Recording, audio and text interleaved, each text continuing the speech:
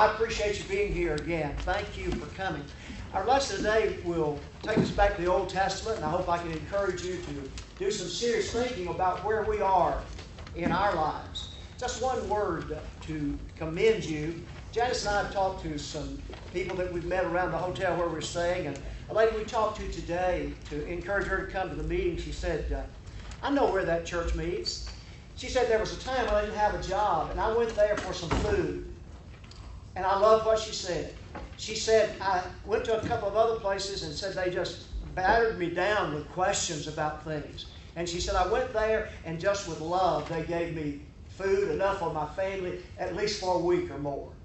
And that made a good impression on that lady. And she said, I might not get to come here in the meeting, but she said, I will go and visit the church there. So good works like that are wonderful. And I commend you all for doing those things.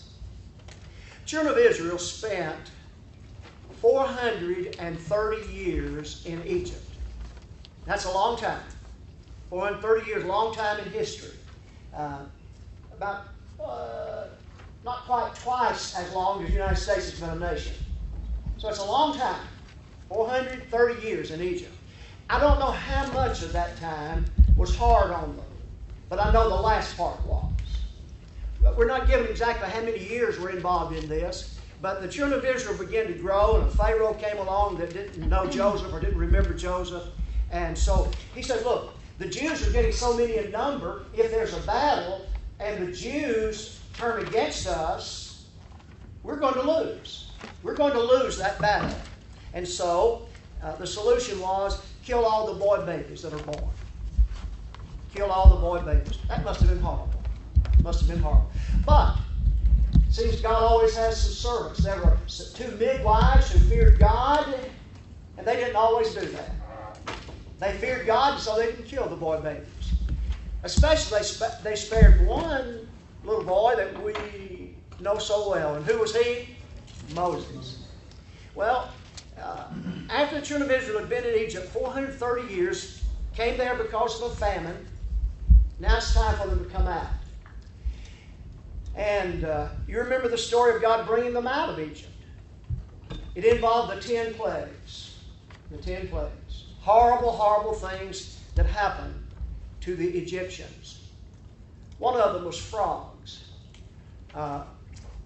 One time I was teaching through the book of Exodus, and I was teaching about the plagues, and we were talking about the frogs.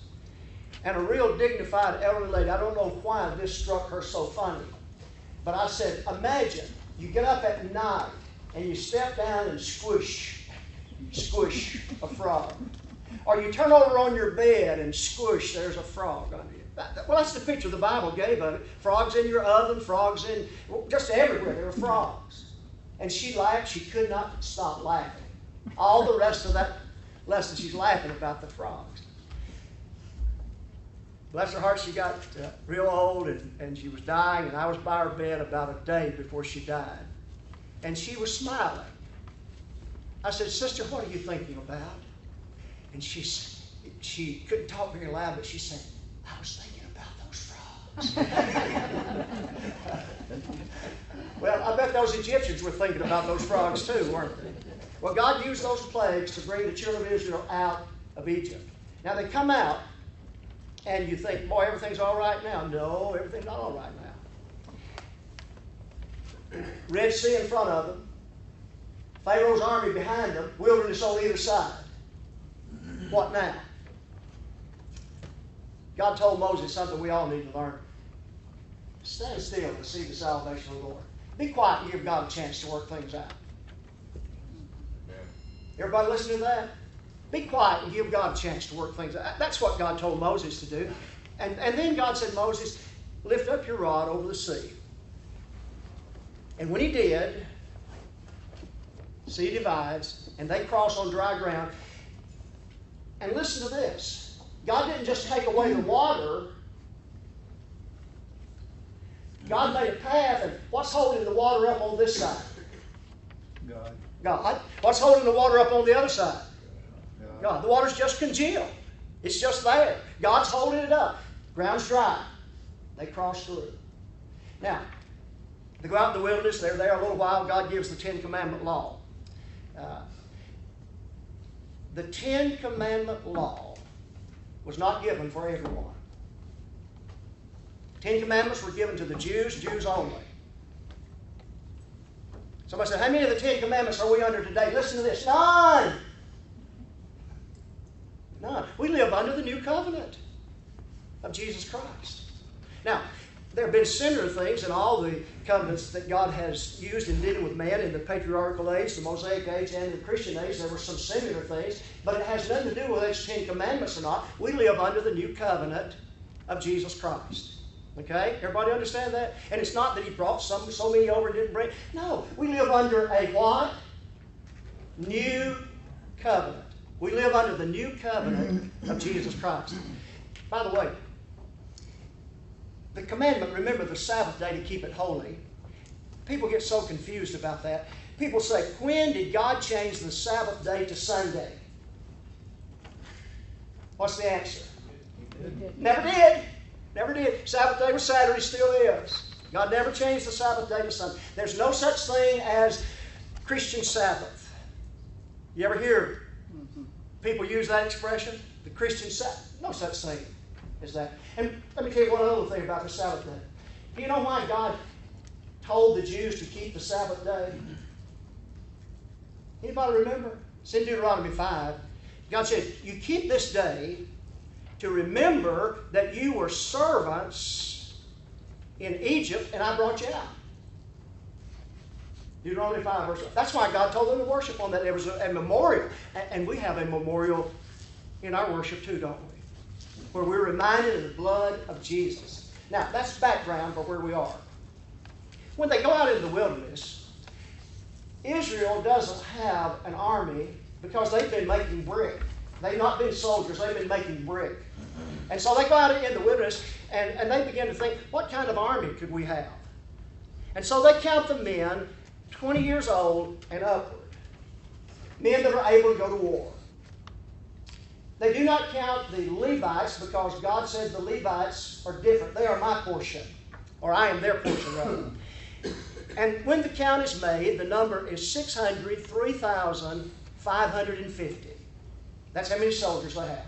603,550. That's at the first part of the book of Numbers. Numbers chapter 1. Now, about 38 years passed as the children of Israel wandered in the wilderness. I know you wouldn't believe this. But they murmured and complained and doubted God, and that caused them to have to wander in the wilderness for 40 years. Murmured, complained, doubted. Oh, that sounds like people today, doesn't it? That sounds like people today. We ought never complain. We ought never complain. Well, about 38 of the 40 years have passed now, and they number the men again. 20 years old upward. They did not number the Levites. This time, the number is 601,730. 601,730. So I said, well, that's pretty good. Almost all of them, 603,000, 601,000. That's pretty good. No, it's pretty bad. Because this 603,000 that you had to start with, you know what happened to all of them? All of them died. This 601,000 are new folk that have been born in the wilderness. So this whole generation of people died in the wilderness. And that just reminds me that one day we're all going to die. The young do die, the old must die. We're all going to die, aren't we? One day death is coming.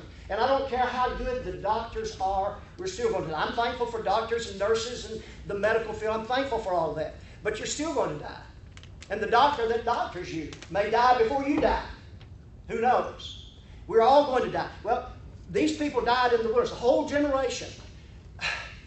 Have you ever heard people say, if I could just see a miracle, I would believe?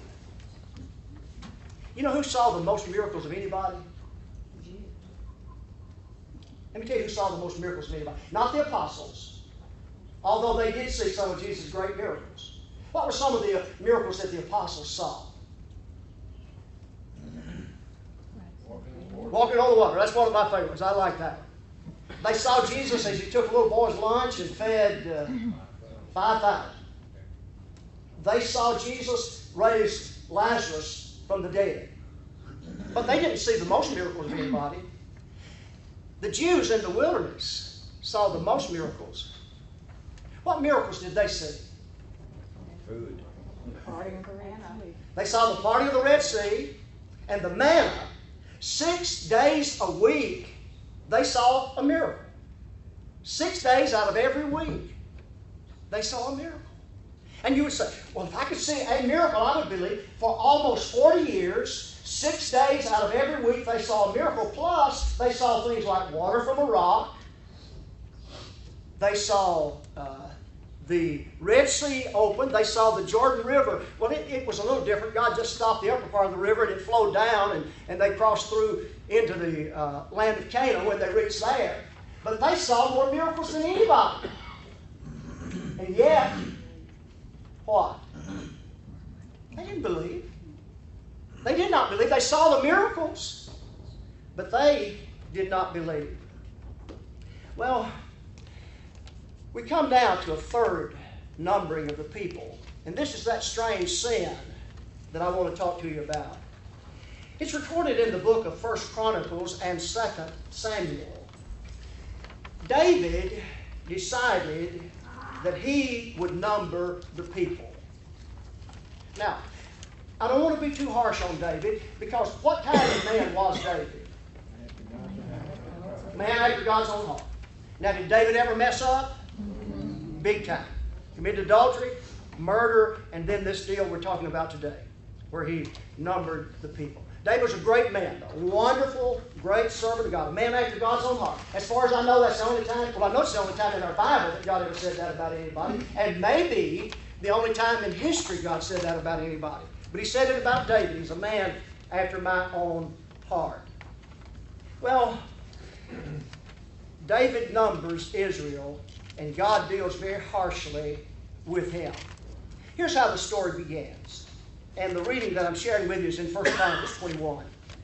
Satan stood up against Israel and provoked David to number Israel. Where do all of our troubles come from? He's responsible for it all, isn't he?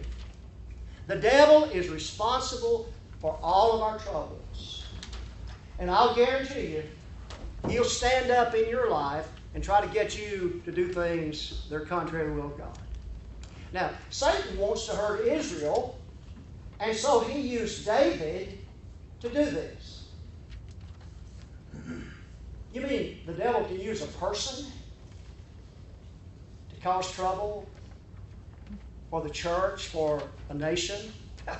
Guarantee you he can. Well, the devil stood up and stirred up David's heart to number Israel, to count Israel. Now, things are a little different now.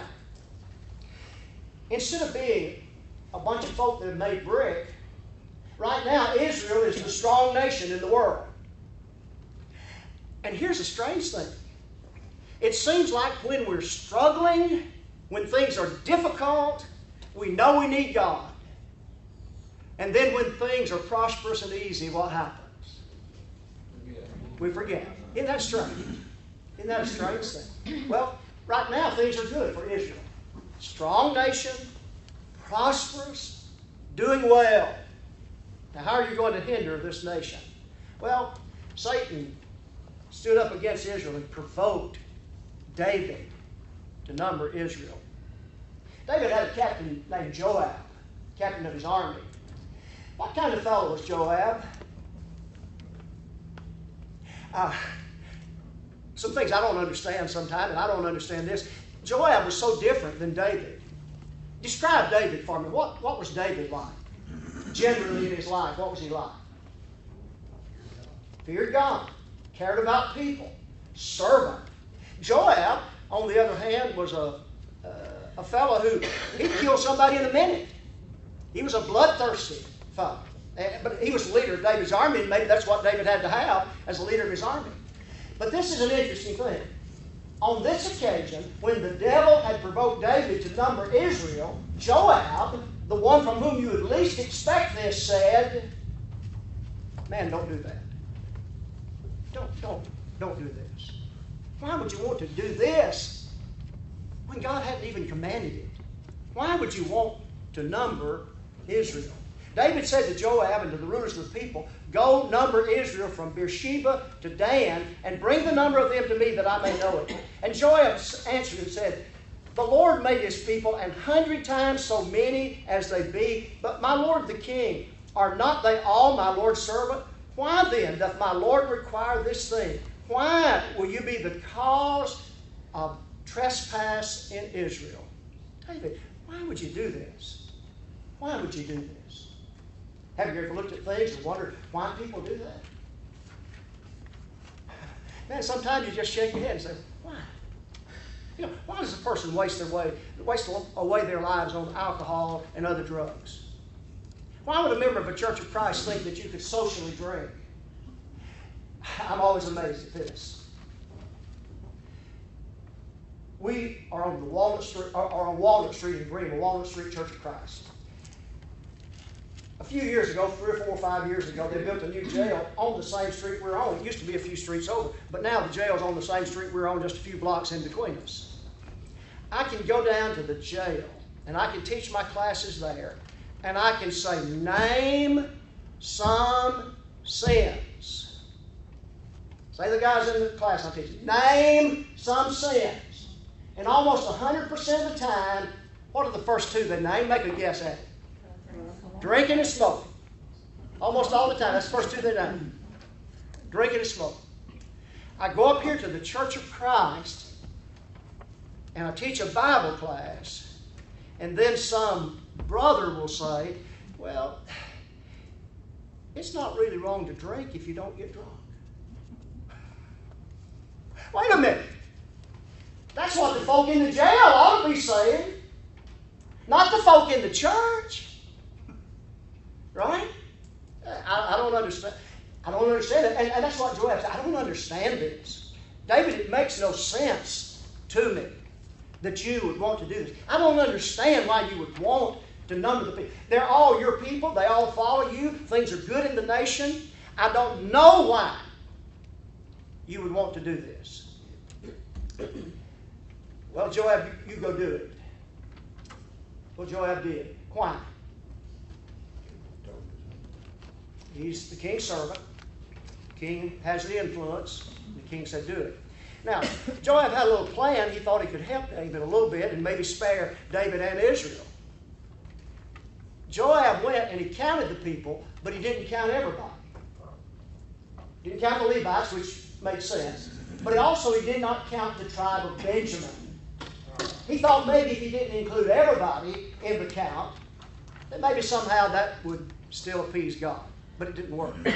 It did not work. So they counted the people. Satan stood up against Israel. And Satan promotes things that are wrong. Satan promotes immorality and ungodliness of all kinds. Satan promotes immodesty. He promotes indecency. He promotes ungodliness of every sort. Satan promotes false religion. Satan promotes anything he can that will pull people away from God. You can just mark this down. Anything that will pull people away from God, the devil will promote that. Everybody listening? Anything, whatever it is, that will pull people away from God, the devil will promote that. That's a strange sin, isn't it? Why would David do that? Why would David number the people? Well, when he had committed this strange sin, the Bible tells us that God was displeased with Israel. God was displeased with Israel. Now here's the deal. Instead of trusting God, David trusts in the number of soldiers that he has. Israel had over 1 million. Judah had almost 500,000. Combined, David has 1.5 million soldiers. 1.5 million soldiers. It's a little hard to trust in God when you have about 1.5 million soldiers. And you get to thinking, man, look how strong we are. Look how much power we have. Jeremiah gave a description that fits so well what went on here. Jeremiah said, "Thus saith the Lord, let not the wise man glory in his wisdom." You hear what Jeremiah's saying? Fellow gets real smart and he gets to thinking what? I learned all this. Look what I did. He glories in his wisdom. By the way, though, if you know anything, how'd you learn it? Somebody else. You didn't do it on your own. And who gave you the ability to learn it? God. Did you know the Bible said if you make money, God gave you the ability to make money? Isn't that interesting? Well, Jeremiah says, look, let not the wise man glory in his wisdom, neither let the mighty man glory in his might. David, a mighty man? Yep. What's he doing now? Glorying in his might. He could just have to look at my army. Look at my army. 1.5 million men in my army. Let not the rich man glory in his riches. Oh, why? Why not the wise man glory in his wisdom? Let me tell you why. Something can happen to your mind, and what about that wisdom? Gone. I knew an old fellow who's long dead now. He said, you spend all your life learning something and then die and forget it all. Well, I don't know if that's exactly right, but at least the idea is right. Okay? So that all that wisdom you had, it can be gone in a minute, can't it? And we've all seen that happen with people. What about the might or the position, the power that somebody has? What can happen with that? Gone. Gone. You remember when Mr. Gorbachev was one of the most powerful men in the world, and Ronald Reagan says, tear that wall down? What happened to that nation now? Split up, torn apart. That might is gone. And people glory in their riches. What happens to riches? What happens to wealth? By the way, Solomon said something interesting about wealth. He said money takes wings and flies away.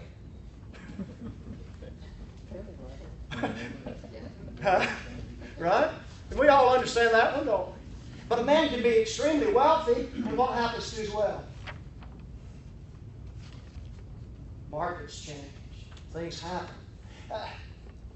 James wrote about two fellows who were having this discussion. We'll go over there to this city, and we'll live there a year, and we'll buy and sell and get gain.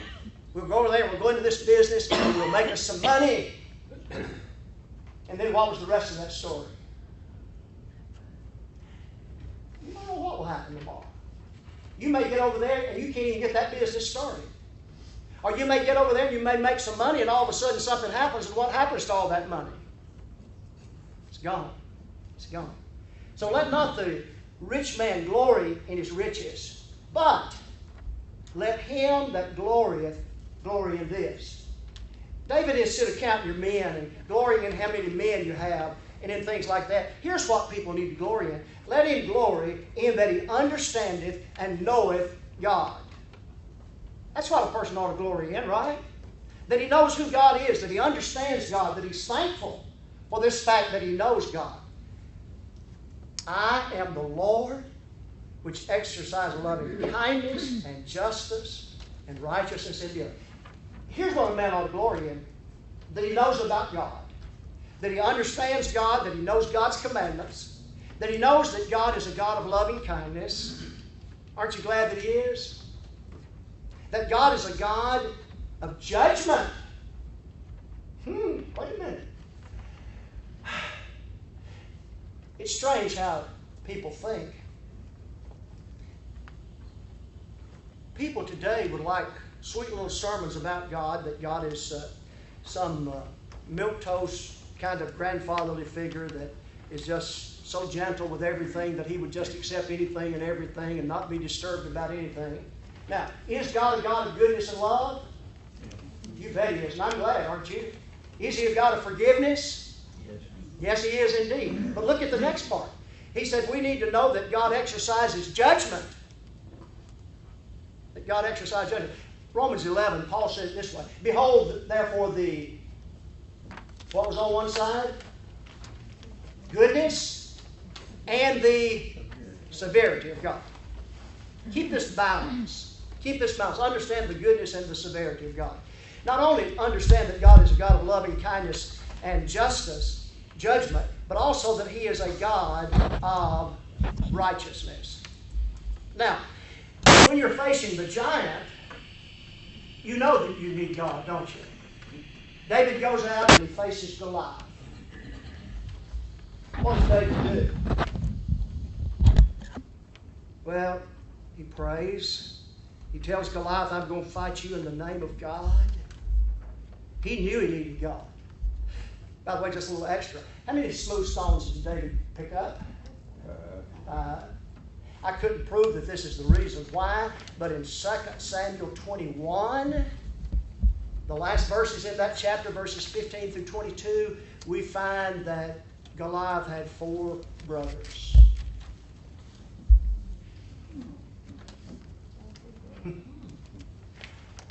So David's probably thinking, I couldn't prove this, but he's probably thinking this. You know, if I whack this old boy, what's going to happen? I'm going to have to deal with his brothers, so we'll get enough stones for the whole crowd. I'm sure that's probably what he was saying. Okay? But God helped him. But see, when you're facing Goliath, and you're just a boy, that Goliath said to you, ha! You come out like you were chasing off a dog. I'm going to feed you to the buzzards. And that's what Goliath said to him. Here you are, you're just a boy, you're not a soldier, and you come out here with nothing to fight me. When you're facing the giant, you need God, don't you? At least you know you need God. But then when things are so good,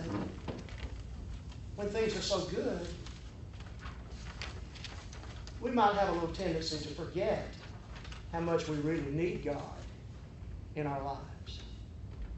And let me tell you something, church. I hope you don't do it, but we ought to be ashamed to sing those old depression songs that people probably could have sung in the Depression, and that I know some of you have been to mission fields like I have where people could still sing them today. But old songs like living below in this old sinful world, hardly a comfort can afford.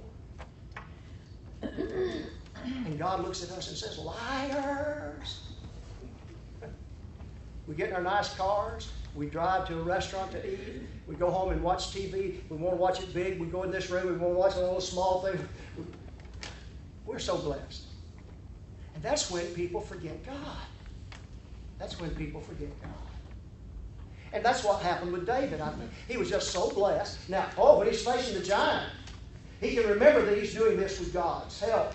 And he needs God's help. And I think when he picked up those 5 stones, he's thinking, not only can God help me take care of Goliath, but if I need to, I can take care of these other 4 old boys too. I can handle them as well with God's help. But now things are good. 1.5 million soldiers. Well-trained army. And David wants to count them. And Satan provoked him to do this. Thankfully, and this is, I think, what makes David a man after God's own heart. When David did wrong, he quickly learned his lessons and made amends. When he sinned with Bathsheba, I mentioned last night, you ought to read the 51st Psalm, because that's his penitent psalm after he sinned with Bathsheba. He immediately, when Nathan pointed the finger and said, "Thou art the man," that's what's in his heart. Created me a clean heart, O God. Let me begin again in my life. Wash me, make me clean. And now, in the 71st Psalm, and all through the book of Psalms, David said, "In Thee, O Lord, do I put my trust." Wait a minute, David. What about that 1.5 million men? No. I've learned that you don't put your trust in that 1.5 million men. You don't put your trust in that bank account. You don't put your trust in that wisdom you may have. You don't put your trust in who you know or what position you may hold in life. In Thee, O Lord, do I put my trust. Let me never be put to confusion. Now, we're going to talk about that last part of that statement just now, that being put to confusion. But let me kind of summarize what we learned from this strange sin. First, we learn that Satan is always around to provoke people. Let me just tell you this. In church work, the devil is always around trying to mess it up. The devil's always around trying to mess it up. I don't care what you're doing, what's good that's going on, the devil will be there trying to mess it up for you. We just appointed a new elder and a new deacon, and I'm thankful the church's so good, everything went smooth, but I guarantee you most of the time the devil is around just trying to say, oh, y'all can't do this. You know, this is that and that. And the devil's just trying to make a mess of everything. I know you all are about to try to make a move from this location to another location. Let me tell you this, the devil will be there to provoke things. Everybody listening? The devil will be there to provoke things. He always is, isn't he? Any good work, the devil's always there to provoke things. You go to the jail and you teach people and you bring them to the church services. And the devil's there saying to somebody, you don't want your kids around somebody like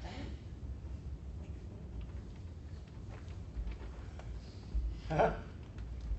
Devil's always there trying to provoke.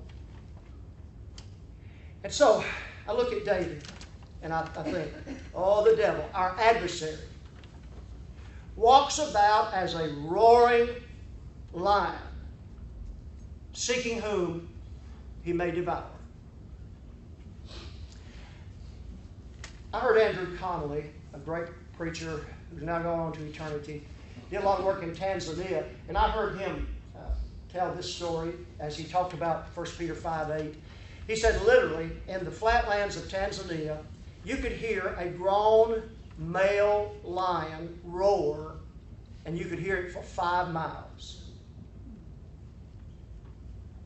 He said if you were near where a male lion roared, sometimes people's knees would just shake and they'd fall to the ground. It'd be so intense. I've never heard a lion roar like that. I do know that where I grew up, the old cotton gin was about 4.5 miles from our house, and you could hear the old cotton gin boom, boom, boom, boom, boom, all through the fall as it's bailing those bales of cotton. So a male lion, picture of our adversary, your enemy, walking about, seeking whom he may devour. Second lesson for us in this strange sin is that sin has horrible consequences. I don't care what the sin is. Sin has horrible consequences. Last night, and some of you all may have seen it too, as Janice and I were coming down the highway just here to turn up to the building, a man lay there in the street. I don't know if he had just fallen or if a car had hit him, but a few yards from me, there was a 6-pack of beer that a car had hit the edge of and crushed a little bit of it. There was 3 or 4 cans that weren't crushed.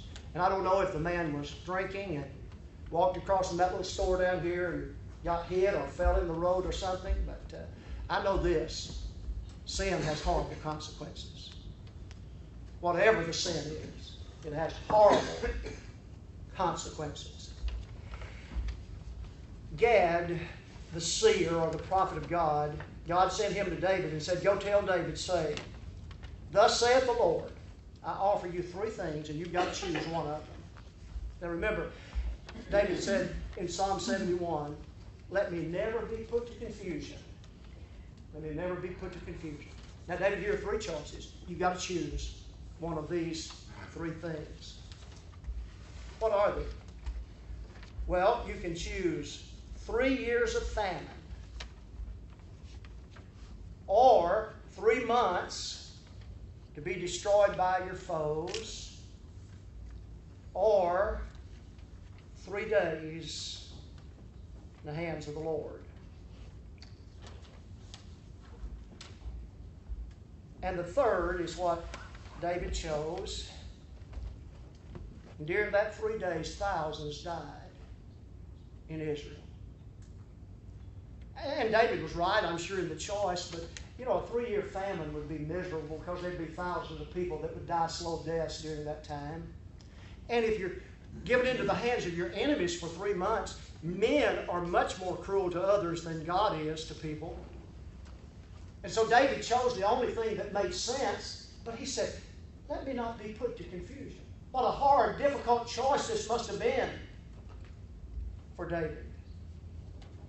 A third lesson that we learn is, even when we have sinned, we need to remember that God is merciful and God forgives sins. 3 days, punishment was over, and God forgave sins. And listen, folks, I really don't care what sin you're guilty of. I just want you to know there's a way that you can be forgiven. That's what I tell the people in the classes that I teach in jail, and that's what I've told Janice to tell the ladies that she teaches in jail. Look, I don't care what brought you here. Now, sometime I may see a name of somebody in the paper, and I may know what brought them there, but otherwise I don't care what got them there. I just want them to know that there's a way they can be forgiven. There's a way that they can start over again. There's a way that they can be new again. And so from this strange sin, we learn that God is merciful, and He desires our forgiveness. But a fourth thing that I hope we can learn from this, let us never be guilty of the chronic sins that Israel often found themselves guilty of, and that is vanity and pride and idolatry. Let's never be guilty of those things. And an idol may not be some little trinket made out of wood or stone or metal. An idol may be whatever we put first in our life. I have met the brother of one of our members and had a little religious talk with him, and hopefully was trying to open the door to do some Bible study with him, some serious Bible study. And I asked his sister, I said, where does your brother worship? And she said at Cambridge Ridge, that's the local golf course. She said that's where he is every Sunday. That's where he is every Sunday. Well, whether he admit it or not, that's his idol. That's his God. That's what he puts first in his life. Israel had their idols. They were influenced by the people so often. Oh, what a strange sin this is. What a tragic thing it was that this good man David wouldn't listen to Joab. What a sad thing it was that he got so set on numbering the people that he forgot what was really important, and that is his service to God. And what a tragic thing it is when you look at the end result of sin. Sin always ends in misery. I wish we could stamp that into our hearts. Sin always ends in misery. Maybe it won't happen to me. It always ends in misery, doesn't it? Doesn't matter who it is. Sin always ends in misery. I'm too smart. I'll get by with it. You're only fooling yourself. Sin always ends in misery. Our lives must be constantly lived to the glory and the delight of our Lord. Our delight must not be in the greatness of our nation. Our delight must not be in the power of our nation. But our delight must be in God. When nations have reached a point that they get far, far away from God, God has withheld His blessings from them. And I wonder how much longer we might have. God has turned the horn of plenty upside down upon us and blessed us abundantly. And yet so few seem to care. In fact, I hope you'll come tonight where we will study a lesson titled, A Race to the Bottom. a race to the bottom.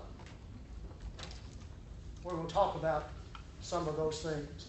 But like Jeremiah suggested, we need to know God. We need to understand His righteousness, His judgment. We need to understand the fact that He would forgive sins. And we need to understand the terms on which He would forgive sins. It may be that everybody here who's old enough to understand and know has already been baptized into Christ. But listen, if you haven't been baptized into Christ, here's what's happening. The devil is standing up and saying, don't do it. Wait a while. That's what the devil does, see. That's what the devil does.